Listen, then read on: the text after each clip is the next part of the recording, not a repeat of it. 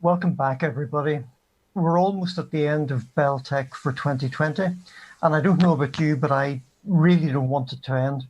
But if we have to come to a close, I can't think of a better way to do it than to unleash Seamus Crishley on a closing keynote. But before we get to Seamus, we're going to have a bit of a greatest hits panel. We're bringing all our chairs back with Jane Brady to discuss how the technologies, the techniques, the people that we've looked at over the past 4 days can be used in the context of the Belfast and indeed Northern Ireland digital innovation strategy and investments. Now, in this type of discussion is going to require a degree of foresight and a degree of prediction. And as Niels Bohr said, prediction is very difficult, especially when it comes to the future. So I think we'll cut everybody a little bit of slack if some of our predictions end up being slightly off base. And I think the shock and disruption that has been caused by the pandemic, I guess, has highlighted the fact that all predictions are kind of up for grabs. So talk about a black swan event. So we've got a panel, including sort of James, Austin, Fiona, Bill, and Peter. In case you don't know any of them, perhaps just joined us for this final panel, can I ask everybody to introduce themselves very briefly, and then we'll kick off? Hi, I'm Jane Brady. I'm Belfast Digital Innovation Commissioner in the Belfast City Council. Hi, I'm Fiona Brown, and I head up machine learning at Statactics. Hiya. I'm Peter Farrell. I'm a technical architect at Kainos Software, specializing in cloud solutions. Hi, it's Bill Wilson here. I'm the IoT and Smart City Technology Director at Kainos. And I'm Austin Talley. I'm head of AI at Kainos and the co-founder and organizer of the AI-NI network. I'm Tom Gray. I'm Group CTO of Kainos and the founder and lead curator of Beltech. So that was actually very well coordinated. It was almost as if we'd planned it, folks. Let's get stuck in. This is really a question for Jane to start with. What is the Belfast view of the impact of the pandemic on the economy, the society, and how has this affected, the Digital Innovation Commissioner role? Because you were presumably, the post was advertised, you were selected before the pandemic hit. What changes have been wrought? I think actually the changes have been positive in terms of the importance of digital innovation, and absolutely, the post was advertised, and there was a large proportion of that in terms of fulfilling the ambition. The Belfast Region City did a very big asset and the need to develop those propositions. But as you say, I joined 1st of April, and it was identified that actually digital innovation is a key pillar of the recovery and the rebuild proposition. And we see, we're talking 10-year strategies for the city data and the innovations we have at the moment, but actually 10-year strategies mean nothing if we can't take our digital citizens with us now. So what we're involved with in the council is looking at actually how we address the digital needs. Nothing has been polarised more by those who are digitally divided currently, those school children who are at home who don't have devices and don't have access to it. So really putting strategies in place to deliver that digital inclusion at a community and at a citizen level is really key and pivotal to us, as well as developing strategies that look towards kind of that economic recovery proposition in terms of 5-10 years and that rebuilding better in terms of a broader sustainable impact. I think you said, Tom, you can't have any certainties, and I guess when you go and define in terms of very specific sectors, it is difficult to have certainties. But actually, in terms of technology and innovation, AI and data has been a key part of how we have been resilient in the pandemic, and the knowledge and use of data will be as key going forward. I think one of the other sectors has been really obviously brought into very significant focus is that of healthcare and health tech, and how important that will be as part of kind of that recovery phase. And those things, if you get to ground zero, what keeps an economy, what keeps the world going? It's the data and analysis of that data and the healthcare aspects, as well as obviously food production and other key things. So I think there's some fundamental directions that we know that we need to invest in. you look at the sectors, even in Belfast, the sectors have been resilient. They've been the digital innovation sectors. They're the ones who have maintained their staff largely, who have been able to recruit in some senses. So this is an opportunity, I guess, to build that capacity to make sure that we don't kind of get into just that responding, provide that bridge through the economy. And as Deborah mentioned earlier as well, to deal with, we know a direction of travel, and it's going to be digital innovation in some major sectors. But actually what we have is the concept of our challenge funds. So we define it with that challenge-led approach, but we have the challenge funds, which will allow us to be responsive to things as things progress and change. And there needs to be a views responding to kind of the current requirements and working with our SME sectors to deliver that level of responsivity. I guess another piece just at a Belfast and geographical level is there is now a move between the mega cities, towards a more cluster-based approach. And I think that Northern Ireland sits really well in that, because actually, as a city, Belfast is regionally small to take on kind of a London or one of the bigger urban centres, but actually we've proven that you can have a diverse workforce as well. So I think Northern Ireland with a joined-up approach can play very strongly into that perspective, where we have illustrated the resiliency of our actual infrastructure to deliver kind of that remote working paradigm as well. Okay.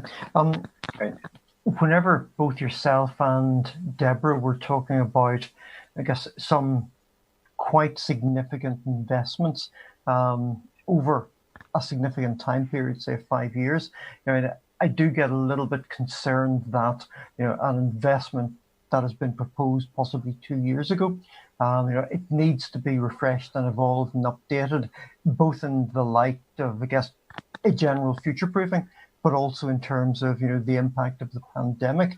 I'd just like to maybe ask the rest of the panel very briefly. Does anybody have any views on what they feel are likely impacts to what a city might look like, or the types of challenges that we as technology professionals may be asked to help address? I think Bill's probably a good first person to talk to on that. Yeah, absolutely, Tom. Well, wide range of things. And when this question comes up, I always ask myself, what are the changes that COVID-19 has brought that are permanent and which things are temporary? So I think we've kind of seen changes in how people carry out their work, resilient, work anywhere, digital services. But Jane touched on something quite interesting just briefly around delivery of healthcare, and maybe we just sort of focus on that. So the ability to deliver healthcare in a more remote way is both kind of more efficient, digitally enabled. A lot of these trends were already in place, but COVID has really speeded those up. So Kainos are working with a company called Upstream Health, which is putting sensors into the homes of vulnerable people. That really helps those people stay in their homes for longer and can monitor when they're in distress or they need some kind of intervention. And that's really a win-win. And that kind of technology is really being accelerated through the COVID crisis. And I think we've also seen an increased emphasis on air quality. We ended up covering this in quite a lot of detail during my session as well, both air quality kind of in the city because of the effects that reduced lung capacity and so on can have in terms of being affected by the virus, but also measures that cities are taking in a kind of temporary way to improve air quality, things like greater cycle lanes, wider pedestrianised areas. And even yesterday, the Committee on Climate Change in the House of Commons were debating whether these things might be lasting changes. So I think that's a selection of some of the things we're likely to see. Some of those clearly touch on kind of policy and the physical environment, and some of those touch on technology. Mm-hmm. Yeah, and if you're looking at things like sensors in the home, then the infrastructure that supports that needs to be adequate.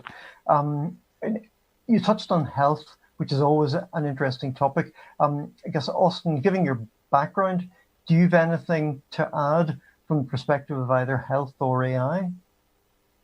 I mean, I think it's a very, very good point that's been made so far. I mean, if we look at health, the changes that we've seen in health, both here in Northern Ireland and in the NHS, in terms of their adoption of new technologies, movement of the cloud, embracing new ways of doing things, has been phenomenal. I've spoken to people within health trusts who said that, we've made progress in the last 3 months that would have, in any other given time, would have taken us 5 years. There's been discussions around how we better use data, and in fact progress in terms of how we better use data within healthcare. That, again, things that have been fundamental challenges that have been in place for many, many years. And the changes that are being made now are things that it's not that we're making these changes as a result of the pandemic, but it's fundamental problems that we've been trying to fix for years. And what it's shown is a capability for us to move fast and for us to make changes. And I think that's something that we're going to see moving forward. And realistically, as you say, data and AI are very much key to this. In the last couple of years, we've seen massive increases of the use of AI within healthcare. And I think that's going to increase. And I think fundamentally that has a huge impact. Bill already mentioned the potential for remote telehealth approaches, but I think that's something that spans across everything. As we see more people having the ability to work remotely, the impact that has on a city, or even the concept of a city, I think can be quite significant, in the sense that if you don't necessarily need to live close to the city for work, you can work remotely. If you don't need to live close to your doctor, and you can have better access to healthcare from a remote location, will we see migration to the cities? And Jane, you mentioned about the idea of competing with London. There's no reason why, if we see people moving away from cities, moving to more remote work, why would Northern Ireland not then be a viable approach to work for a London company whilst living in, Ballycastle? Northern Ireland's a beautiful place to live. And I could see that there's potential for not just migration out of the cities here in Northern Ireland, but actually migration out of cities across the board, which actually increases people's perspective and options on where they would like to be based. And I think that, the potential for Northern Ireland here can be huge as we build our reputation as a place that is good with digital, good with technology, good with data, good with AI. All of a sudden, this becomes a more appealing place for people to actually do.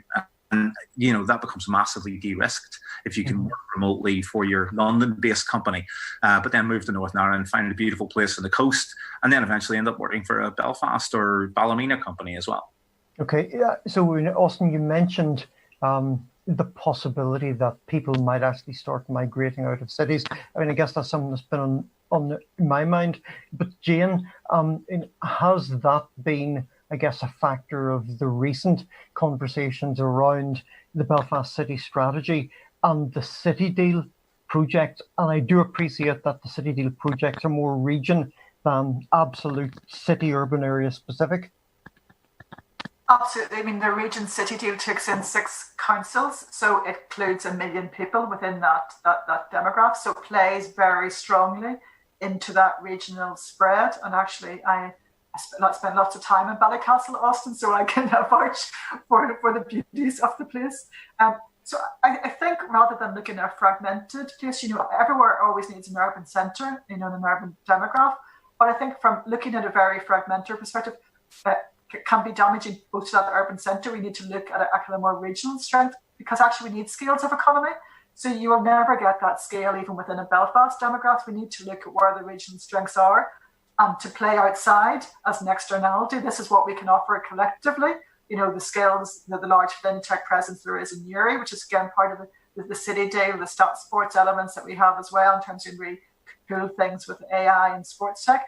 So I guess it's looking towards those key aspects. Now, obviously, we have then the citizens of the Belfast region, and we need to make sure that we are digitally equipping those and those businesses in the very near and here and now. But I think when you look towards an industrial strategy for 5 years, you need to look wider than just those Belfast areas, because actually it will lift the region. There's an area of assets and ports and what we have in terms of kind of core strengths. And Deborah talked about those innovation districts that we're, with our partners in the universities and with the harbour, and how we can build and coalesce around those areas of assets. But those will be a driver for economic prosperity for Northern Ireland. In my view, we'll have those assets there. And then, as Austin mentioned, there is a broader play you can make in terms of delivering a regionally balanced approach as well. Okay, thanks, Jane. I guess to go back to some of our predictions or views on what might happen to cities, Fiona, do you have any thoughts? This actually reminds me of an article I read at the weekend in the Financial Times, and it was talking about around Christmas time when everybody goes back home. There's a big surge in looking for houses around, hometowns and locations and so on. And I think the same surge is being noted now. So, I'm living in Cookstown. It's really lovely here, and I'm really enjoying not commuting up and down to Belfast each day. So I think, building what on Austin had said about how, where we live now, you don't necessarily need to be beside your workplace, and especially within the IT sector. I know in Detactics we migrated very well to working at home and carrying on business as usual virtually. But I suppose going back to some of the work that Deborah had touched on in terms of regeneration in Belfast City. Our company, Detactics, we have, there's 50 of us, but we have 14 different nationalities. So we've very diverse people coming in to Northern Ireland. And one of the key issues that we had pre-COVID was accommodation for people within the city centre.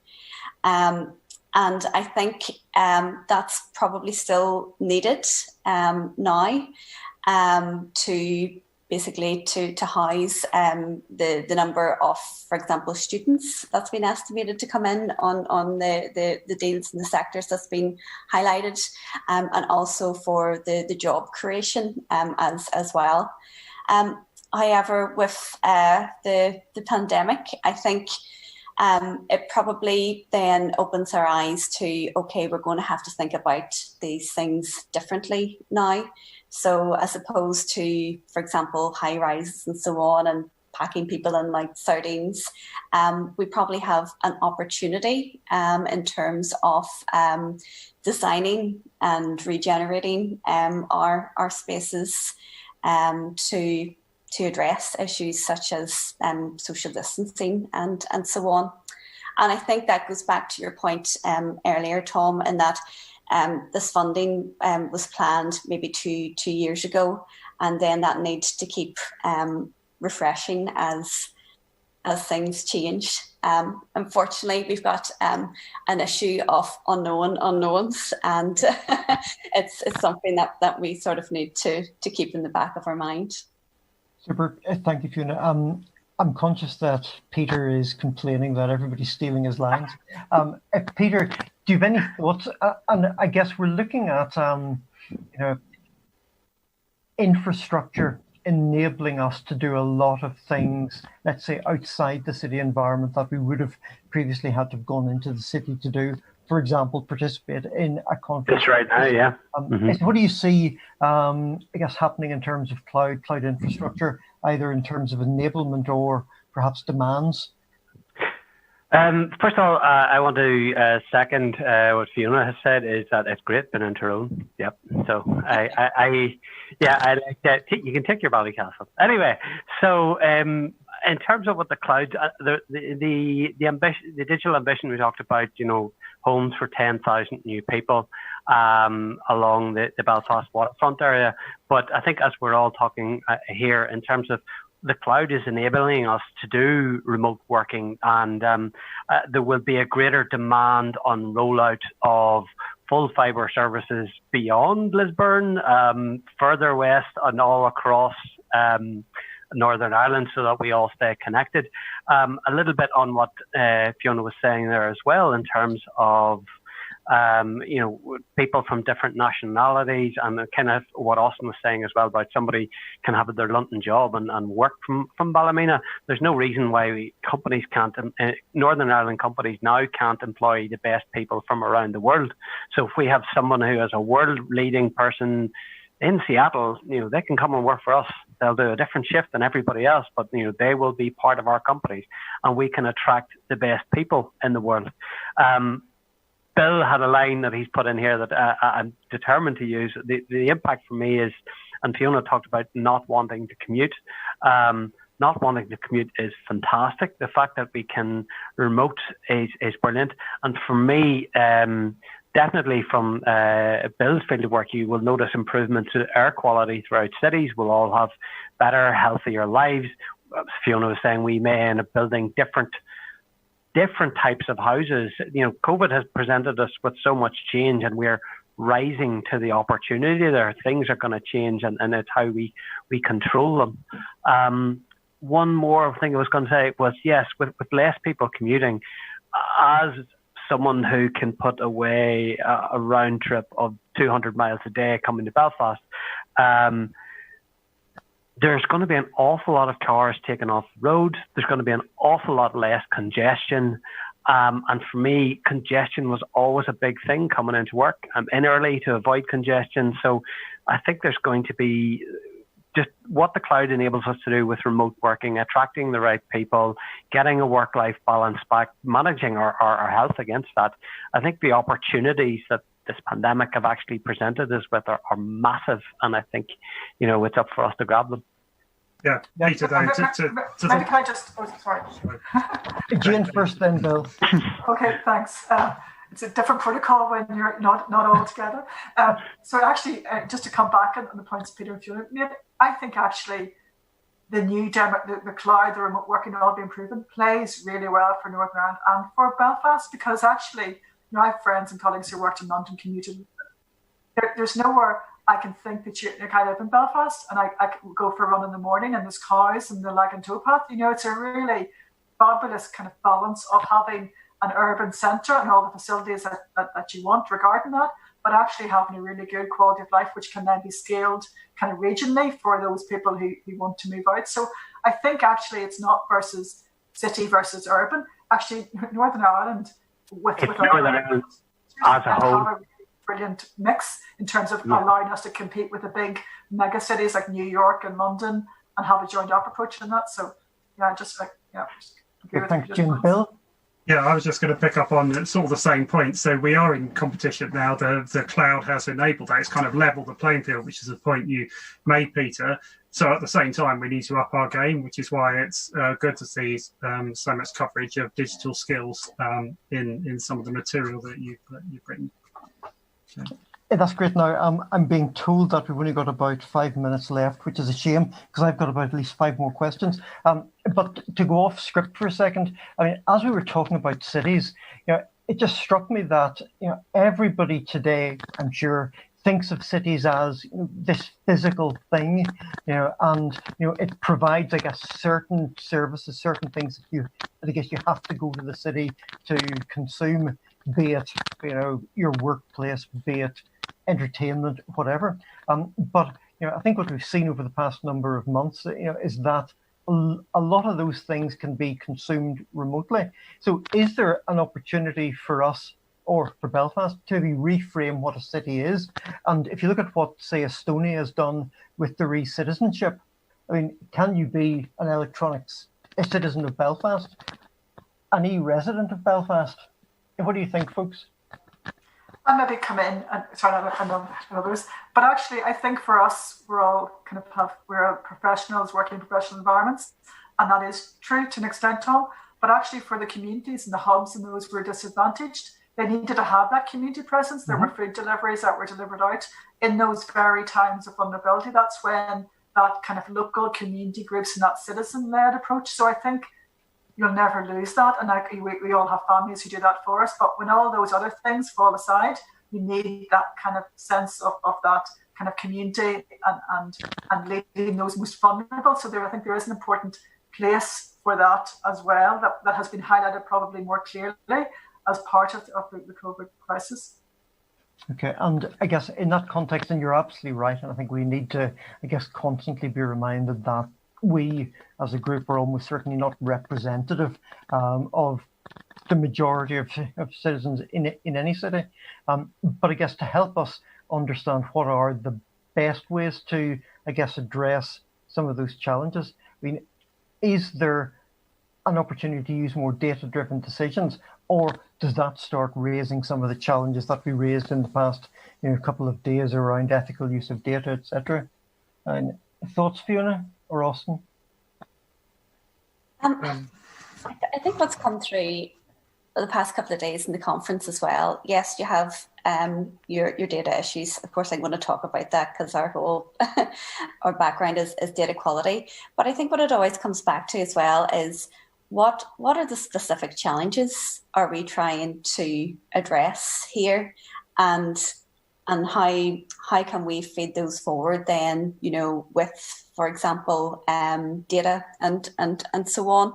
So I think it always goes back to specifying, the business problem that we're trying to address firstly on this. Okay, Austin, any final thoughts? I agree, and I think that one of the things that's highlighted to me is that and I did mention this in the panel yesterday and in the introduction. When we do things at haste, it's very easy to make mistakes, and I think that we need to make sure that we're very careful about how we do things moving forward. My perfect example for me for this is Public Health England and their launch of their contact tracing service.